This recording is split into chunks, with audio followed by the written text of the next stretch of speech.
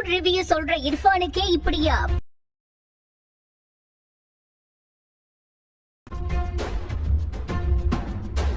Bucket பிரியாணில நடந்தது என்ன? வாங்க என்னன்னு விரிவா பார்க்கலாம்.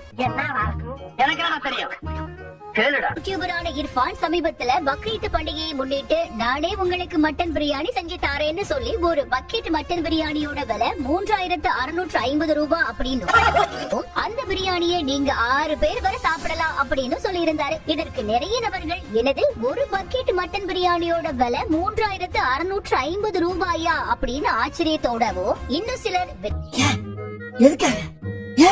ரொம்ப அதிகம் ப்ரோ அப்படின்னு, சிலர் நம்ம கடையில வெறும் 2500 ரூபாய் தான் இந்த பிரியாணி, அத நீங்க 7 பேர் கூட சாப்பிடலாம் அப்படின்னும் கமெண்ட் செக்ஷன்ல தங்களது கருத்துக்களை தெரிவிச்சிட்டு வந்தாங்க. அதே யூடியூபர் இர்ஃபானின் இந்த புதிய முயற்சிக்கு அவரது ஃபாலோவர்ஸ் சிலர் தங்களது ஆதரவையும் தெரிவிச்சிருந்தாங்க.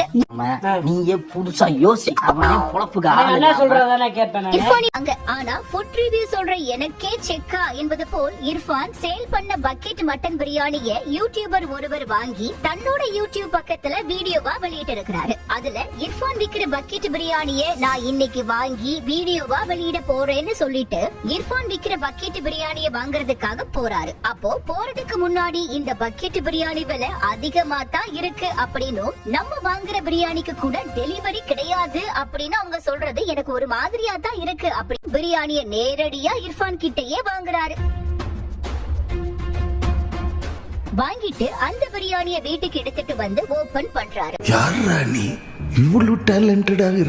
அப்போ இந்த பக்கெட் என்னங்க ஏதோ பெயிண்ட் டப்பா மாதிரி இருக்கு அப்படின்னு சொல்லிட்டு ஓபன் பண்ணி,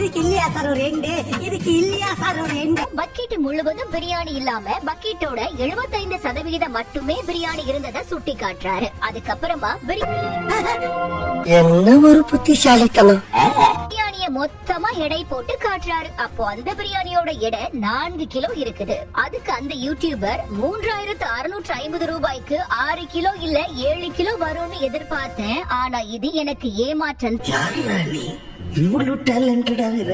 அப்படின்னு சொல்லிட்டு அடுத்து மட்டன் பிரியாணில இருந்து மட்டனை பிரிச்சு எடுத்து எடை போட்டு காட்டுறாரு. அதுல மட்டன் 764 கிராம் இருக்குது. அதுக்கப்புறமா இலை போட்டு பிரியாணிய சாப்பிடுறாரு இந்த யூடியூபர். இது என்ன பிரமாதம், இது விட பெசலைட் ஒன்னு இருக்கு.